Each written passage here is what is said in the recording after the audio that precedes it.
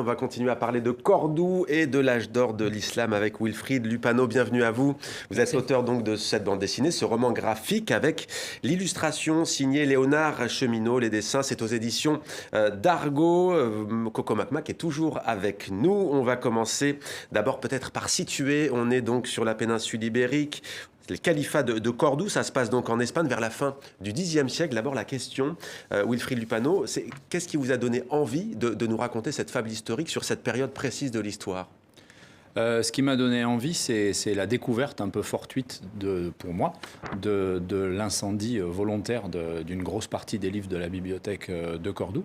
Je suis tombé dessus un peu par hasard et ma découverte m'a fait prendre conscience que je ne savais rien d'Al-Andalus, des 500 ans pendant lesquels l'Espagne avait été musulmane. L'Espagne est une partie de la côte française, du côté de Narbonne, Saint-Tropez, etc. Conquise par les troupes des Omeyyades, qui venaient de Damas. Exactement. Et je ne savais rien de tout ça parce que c'est une période qui n'est pas du tout enseignée à l'école. Enfin, moi, j'ai fait tout un parcours scolaire entièrement classique sans qu'on m'ait touché un mot de toute cette période-là, de l'histoire de l'Europe. Donc j'ai trouvé ça assez fou et ça a suffi pour me passionner. Je me suis documenté là-dessus. Et le sujet m'a paru super intéressant. Ce moment où, en fait, la culture, la création de ce qu'on appelle comme ça un point chaud culturel. Cordoue, c'était devenu ça, une ville d'ébullition culturelle. Extrêmement cosmopolite et qui finit par être considéré comme une menace par les radicaux religieux qui voient ça comme un sapage de leur autorité. Alors justement, et c'est cette fable historique qui nous raconte ce dont vous parlez. Alors il y a le calife Abd-ar-Rahman III et son fils Al-Hakam II qui ont fait de Cordoue, vous le disiez, la capitale occidentale du savoir. Mais il y a ensuite Al-Hakam II qui meurt jeune et c'est son fils qui n'a que 10 ans. Et c'est là que tout va basculer, racontez-nous. Alors c'est là que tout va basculer parce que donc à cette époque-là, il y a un vizir, Mohammed Amir, qui va devenir donc Al-Mansour et qui va comploter dans l'ombre pour prendre le pouvoir. C'est la chance de sa vie. Le nouveau calife a 11 ans. Lui, il est devenu l'amant de sa mère, même avant la mort du calife précédent. Et il s'est hissé petit à petit au plus haut sommet du pouvoir. Il était scribe au début, Mohammed Amir. Et il va faire le vide autour de ce jeune calife. Il ne va pas prendre la place de calife, il va rester vizir. Lui, il va dire je n'usurpe pas le pouvoir. Il va devenir une sorte de régent très, très autoritaire. Avec une idéologie. Avec une idéologie, et il va relancer la guerre sainte, là où les deux califes précédents étaient dans une paix relative avec les royaumes du Nord. Et on voit tous ces livres, notamment d'où d'ailleurs pourquoi la bibliomule d'ailleurs ? Parce que pour sauver, il y a 400 000 livres de la bibliothèque de Cordoue qui sont donc menacés et détruits. Ouais, alors ce sont des chiffres qui sont difficiles à vérifier aujourd'hui. Les sources sont trop anciennes, on a du mal à cadrer exactement. Mais donc moi je me suis amusé à imaginer que l'archiviste en chef de la bibliothèque, qui a vraiment existé, qui était un eunuque et qui s'appelait Tarid, ça ce sont les sources historiques, moi je me suis amusé à imaginer que la veille de ce grand incendie, il met autant de livres qu'il peut, les livres les plus essentiels pour lui, sur une mule qui passait par là. Mais évidemment, il en met 10 fois trop parce qu'il n'arrive pas à choisir, il n'arrive pas à s'arrêter. Et il essaie de sauver ces quelques livres-là qui représentent pour lui le savoir universel de cette époque-là, de ce qu'on sait au Xe siècle. Ça tient sur une mule, à peu près. Et donc, il essaie de sauver ces livres-là dans une tentative un peu désespérée, parce que lui, il n'a jamais quitté sa bibliothèque, c'est pas un aventurier, il ne sait pas très bien ce qu'il va faire. Coco Macmac, peut-être une question, c'est vrai que quand je disais l'âge d'or de l'islam, c'est que voilà, il y avait les artistes, les ingénieurs, les philosophes, la médecine, l'agriculture aussi. D'ailleurs, c'est aussi une culture qui s'est imprégnée de l'Inde aussi antique, du monde iranien, perse. Pour vous, c'est quand on dit âge d'or, pour vous aimeriez qu'on connaisse mieux ce passé. Wilfried Lupano dit d'ailleurs qu'il ne l'a pas appris à l'école. Oui, ce serait carrément bien, parce que généralement, quand on parle en ce moment, notamment du monde arabe, on n'en parle pas. Et de califat d'ailleurs. Oui, tout à fait.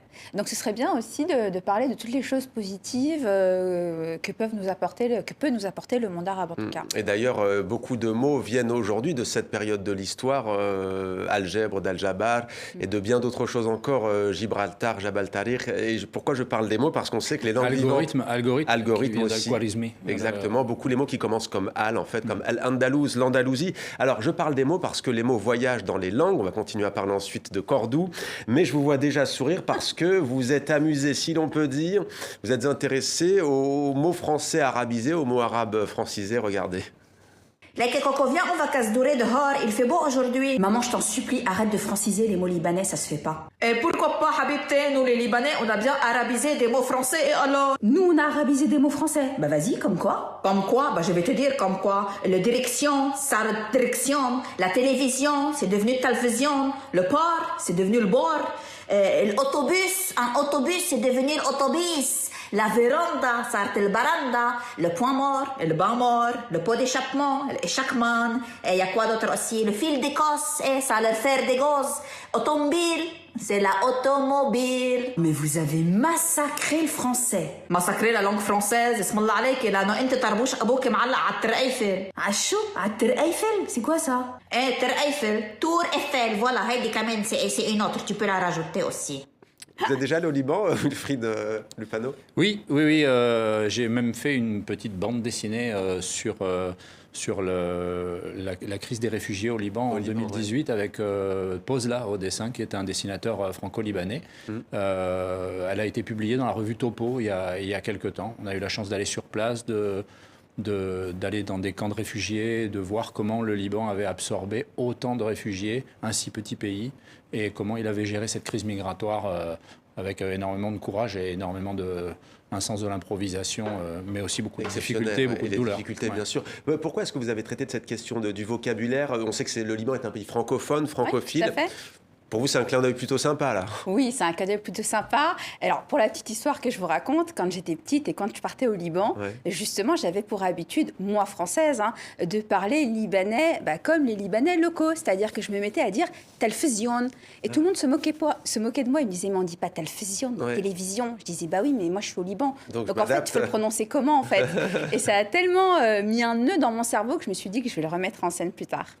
Wilfried Lupano, on va continuer à parler avec vous de Cordoue. Je parlais d'un autre califat, hélas, lui tristement célèbre, c'est le califat de Daesh, qui a existé en Irak et en Syrie. Votre fable historique, au fond, elle est éminemment d'actualité. Qu'est-ce que vous avez voulu, en fait, aussi, à travers ce roman graphique, nous dire, au-delà de ressusciter cet âge d'or? Évidemment, ce qui frappe, c'est effectivement, il y a une ressemblance entre un extrémisme, un radicalisme religieux qui veut simplifier à l'extrême, simplifier le monde à un seul livre, là où finalement le livre oppose deux façons de servir Dieu. Les deux califes que vous avez cités, Abdelrahman III et son fils Al-Hakam II, pour eux, servir Dieu, c'est faire des musulmans le peuple le plus éclairé, le plus illuminé et le plus libre du monde, pour que tout le monde comprenne au mieux l'œuvre divine. Et à l'inverse, les radicaux, ils disent tout ça c'est de la foutaise, tout ce qui vient de la Grèce, de la Perse, etc. Ça ne sert à rien et ça apporte de la confusion dans la tête. Et le seul livre qui mérite d'être lu, c'est celui-ci. Et ce sont deux visions qui s'opposent et qui sont irréconciliables. Eh bien, merci à vous en tout cas. À lire absolument si vous voulez mieux connaître cette partie de l'histoire. La Bibli au monde de Cordoue, édition d'Argo, avec donc Cheminot au dessin.